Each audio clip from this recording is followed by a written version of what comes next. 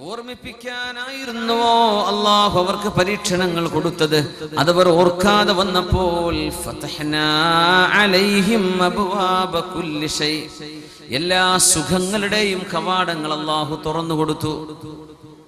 ഹത്താ ഇദാ ഫരിഹു ബിമാ ഊതു, അവർക്ക് നൽകപ്പെട്ടതിൽ സന്തുഷ്ടരായി മതിമറന്ന് ജീവിക്കുമ്പോൾ അഖദ്നാഹും ബഗ്തതൻ, വളരെ പെട്ടെന്നാണ് നാം അവരെ പിടികൂടുന്നത്.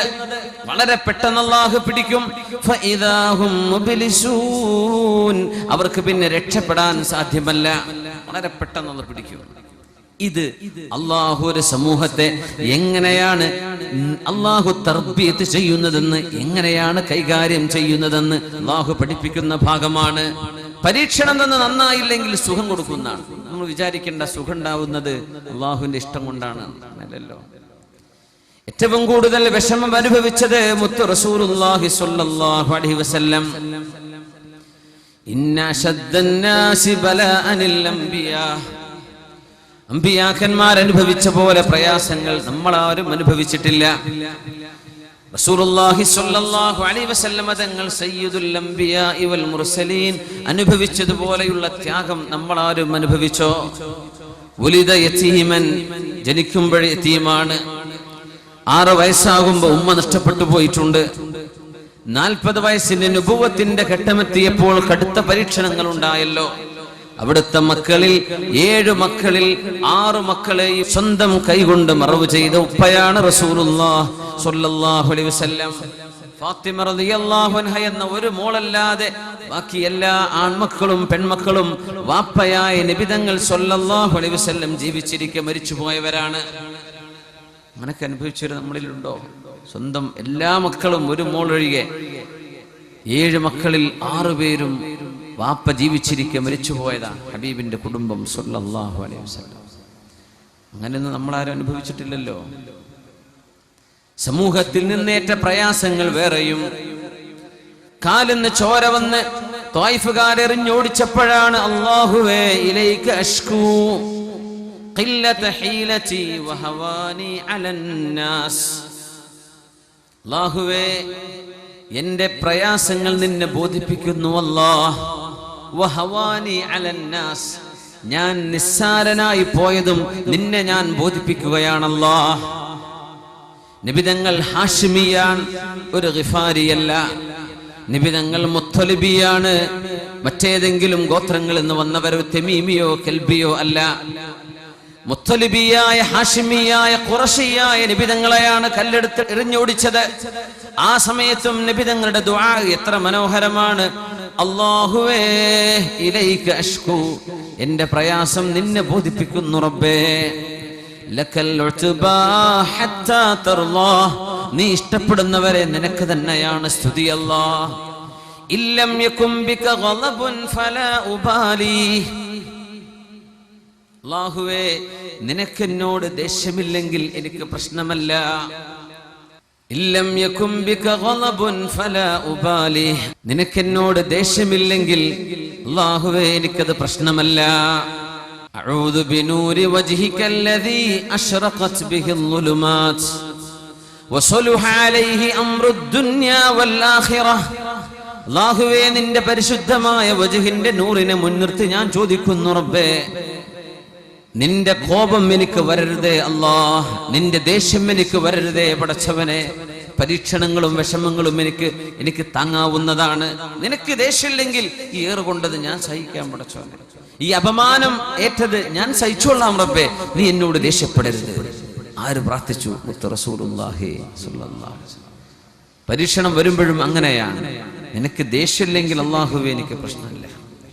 ലഅല്ലഹും യതദറഊൻ, അല്ലാഹുവിലേക്ക് തിരിച്ചു നടക്കാൻ വേണ്ടി നിങ്ങൾക്ക് ഞാൻ പരീക്ഷണം തന്ന് നന്നാക്കാൻ നോക്കിയേക്കും.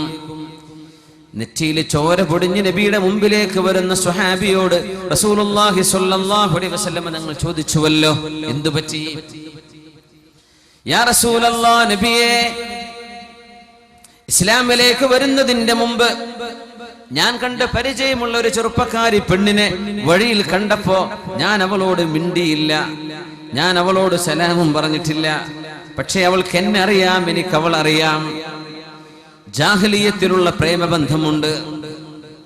നബിയെ, ഞാൻ മുസ്ലിമാണ്, അവള് മുസ്ലിമല്ല.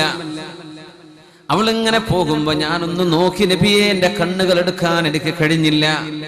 നോക്കി നോക്കി നടന്ന് അവൾ തിരിഞ്ഞു നടന്നപ്പോഴും ഞാൻ അവളുടെ പിറകെ നോക്കി ഇങ്ങനെ മുന്നോട്ട് നടന്ന് മുമ്പിലുള്ള മതിലിൽ പോയി ഇടിച്ച് ആ ഇടി കൊണ്ടുണ്ടായ മുറിവാണ് നബിയെ എന്ന് നബി തങ്ങളോട് പറഞ്ഞപ്പോഴാ അഷ്റഫുൽ ഖൽഖ് പറഞ്ഞത് സ്വല്ലല്ലാഹു അലൈഹി വസല്ലം, ഇദാ അറാദല്ലാഹു ബിഅബ്ദിൻ ഖൈറൻ അജ്ജല ഉഖൂബതഹു ഫിദ്ദുനിയാ.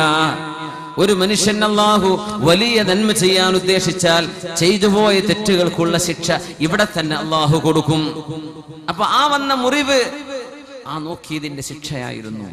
ലഅല്ലഹും യതദറഊൻ, അല്ലാഹുവിലേക്ക് തിരിഞ്ഞു നടക്കാൻ വേണ്ടി അല്ലാഹു കൊടുക്കുന്ന പരീക്ഷണങ്ങള്. മുഅ്മിനീങ്ങൾ അങ്ങനെയാ മനസ്സിലാക്കുക. നമ്മുടെ സലഫുസ് സ്വാലിഹീങ്ങൾ പറയാറുണ്ട്, ഞാനും എന്റെ റബ്ബും തമ്മിലുള്ള ബന്ധം എന്റെ വാഹനം നോക്കിയാൽ എനിക്ക് മനസ്സിലാവുന്നു. എന്റെ വാഹനത്തിൽ കയറി നടക്കുമ്പോ എന്റെ വാഹനം ഒന്ന് ഇടറുകയോ ഒന്ന് കുടയുകയോ അല്ലെങ്കിൽ എനിക്കൊരു കംഫർട്ടബിൾ ആയിട്ട് അതിന്റെ പുറത്ത് സഞ്ചരിക്കാൻ പറ്റാതെ വന്നാൽ ഞാൻ മനസ്സിലാക്കും, ഞാനും പടച്ചവനും തമ്മിൽ എന്തോ ഒരു സംഗതി ഞാൻ പിഴവ് ചെയ്തിട്ടുണ്ട്.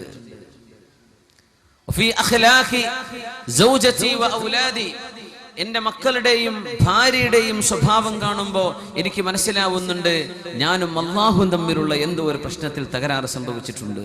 സുബ്ഹാനല്ലാഹ്. എന്തൊരു പരീക്ഷണം വരുമ്പോഴും ഞാനും റബ്ബും തമ്മിൽ വല്ല കുഴപ്പമുണ്ടായിട്ടുണ്ടോ എന്ന് ചിന്തിക്കുകയാണ് സത്യവിശ്വാസം ചെയ്യാൻ. പരിശുദ്ധ ഹബീബ് സ്വല്ലല്ലാഹു അലൈഹി വസല്ലം ഈ പ്രപഞ്ചത്തിൽ സംഭവിക്കാൻ പോകുന്ന ഭൗതികമായ ഒരുപാട് കലാമിറ്റീസ്, ഭൗതികമായ അപകടങ്ങളെ സംബന്ധിച്ച് പറഞ്ഞിട്ടുണ്ട് സ്വല്ലല്ലാഹു അലൈഹി വസല്ലം. ഈ ഭൂമി കുലുക്കം പോലെയുള്ളത്, ഭീമമായ മഴ പെയ്യുന്നത്, മഴ തീരെ കിട്ടാതിരിക്കുന്നത്, ഇങ്ങനെയൊക്കെ അതിന് ഭൗതിക കാരണങ്ങൾ ഒരുപാട് കാണും. പക്ഷേ നമ്മുടെ സ്വഭാവവുമായി ഇതിന് ബന്ധമുണ്ടോ? അങ്ങനെ നബി തങ്ങൾ ചോദിക്കുക, നിങ്ങൾ ചെയ്ത ഏതെങ്കിലും ഒരു തെറ്റുകൊണ്ടാണോ ഇത് സംഭവിച്ചത്? മാ ളഹറത്തിൽ ഫാഹിഷത്തു ഫീ ഖൗമിൻ ഇല്ലാ അമ്മഹുമുല്ലാഹു ബിത്താഊൻ. ഏതെങ്കിലും ഒരു തെറ്റ്, വ്യഭിചാരം പോലെയുള്ള ഒരു തെറ്റ് ഒരു സമൂഹത്തിൽ വ്യാപിക്കുമ്പോഴാണ് അവർക്ക് അല്ലാഹു തആല എപ്പിഡമിക്സ്, ഒരിക്കലും പിടിച്ചു നിർത്താൻ പറ്റാത്ത പകർച്ചവ്യാധികൾ ഉണ്ടാകുന്നത്. വ്യഭിചാരം പോലെയുള്ള തിന്മകൾ വർദ്ധിക്കുമ്പോഴാണെന്ന് റസൂലുള്ളാഹി സ്വല്ലല്ലാഹു അലൈഹി വസല്ലം. മാതാപിതാക്കളെ വിഷമിപ്പിക്കുമ്പോഴും മദ്യപാനം വർദ്ധിക്കുമ്പോഴും പാട്ടുപാടുന്ന പെൺകുട്ടികൾ സ്റ്റേജിൽ കയറുമ്പോഴും ദീനീ വിദ്യാഭ്യാസം നൽകപ്പെടാതിരിക്കുമ്പോഴും ഈ ഭൂമിക്ക് കുലുക്കമുണ്ടാകുമെന്ന് പരിശുദ്ധ റസൂലുള്ളാഹി സ്വല്ലല്ലാഹു അലൈഹി വസല്ലം. പിൽക്കാലത്ത് വന്നവർ മുൻഗാമികളെ ചീത്ത പറഞ്ഞാൽ, മഹാന്മാരായ സലഫ് സ്വാലിഹീങ്ങളെ സംബന്ധിച്ച്, അവരെ സംബന്ധിച്ച് മോശമായി സംസാരിച്ചു കഴിഞ്ഞാൽ ഭൂമി കുലുങ്ങുമെന്ന് പരിശുദ്ധ റസൂലുള്ളാഹി സ്വല്ലല്ലാഹു അലൈഹി വസല്ലം. സയന്റിസ്റ്റുകൾ പറയുന്നു, ടെക്ടോണിക് പ്ലേറ്റുകളുടെ കൂട്ടിയിടിക്കല. ആ കൂട്ടിയിടിക്കാനുള്ള കാരണം മനുഷ്യന്റെ ദീനുമായുള്ള അകൽച്ചയാണെന്ന് പഠിപ്പിക്കുന്നു മുത്ത് റസൂലുള്ളാഹി സ്വല്ലല്ലാഹു അലൈഹി വസല്ലം. ഇവിടെ നിന്നുകൊണ്ടാണ് ഇന്നല്ലാഹ ലാ യുഗയ്യിറു മാ ബിഖൗമിൻ ഹത്താ യുഗയ്യിറു മാ ബിഅൻഫുസിഹിം. ഒരു സമൂഹത്തിൽ മാറ്റമുണ്ടാവാതെ അല്ലാഹു അവരിൽ മാറ്റമുണ്ടാക്കുകയില്ല. നമ്മുടെ സംസ്കാരത്തിലും നമ്മുടെ സ്വഭാവത്തിലും മാറ്റമുണ്ടാകുമ്പോഴാണ് അല്ലാഹുവിന്റെ അദാബ് നമ്മിൽ നിന്ന് ഉയരുന്നത്, ഈ ലോകത്തും പരലോകത്തും. ഹബീബായ സ്വല്ലല്ലാഹു അലൈഹി വസല്ലം തങ്ങൾ ആ മാറ്റത്തെ സംബന്ധിച്ച് പറഞ്ഞുകൊണ്ടാണ് ഈ ഉമ്മത്തിനെ പറഞ്ഞതിൽ പഠിപ്പിച്ചത്, ലഅല്ലഹും യതദറഊൻ. നിങ്ങൾ അല്ലാഹുവിലേക്ക് താണുകേണ് മടങ്ങുന്നുണ്ടോ? നമുക്ക് ആദ്യം വേണ്ടത് ഇതാണ്, അല്ലാഹുവിലേക്ക് മനസ്സുകൊണ്ട് മടങ്ങുന്നുണ്ടോ നമ്മൾ? ഈ തളർറുഅ് മാറ്റത്തിന്റെ ആദ്യ പാഠമാണ്. നമ്മൾ പറയും വിദ്യാഭ്യാസം കൊണ്ട് മാറ്റം ഉണ്ടാവുന്നു. വിദ്യാഭ്യാസം സർട്ടിഫിക്കറ്റിൽ മാത്രം ഒതുങ്ങിയാൽ അതിൽ എന്തിരിക്കുന്നു? നമ്മുടെ മക്കളൊക്കെ സർട്ടിഫിക്കറ്റ് വാങ്ങി ഡോക്ടേഴ്സും എഞ്ചിനീയേഴ്സും പ്രൊഫഷണൽസുമായിട്ട് മാറുന്നുണ്ട്, അൽഹംദുലില്ലാ. പക്ഷേ അതാണോ വിദ്യാഭ്യാസം? അള്ളാഹുവിനെ സംബന്ധിച്ചറിയാൻ പറ്റുന്നുണ്ടോ? അള്ളാഹുവിലേക്ക് അടുക്കാൻ പറ്റുന്നുണ്ടോ?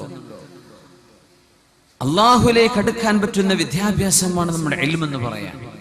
ലഅല്ലഹും യതദറഊൻ, അല്ലാഹുവിലേക്ക് താണുകീണ് മടങ്ങിയോ? വസല്ലമ തങ്ങൾ ബദറിന്റെ രണഭൂമിയിൽ വന്ന് ദുആ ചെയ്തിട്ടുണ്ട്.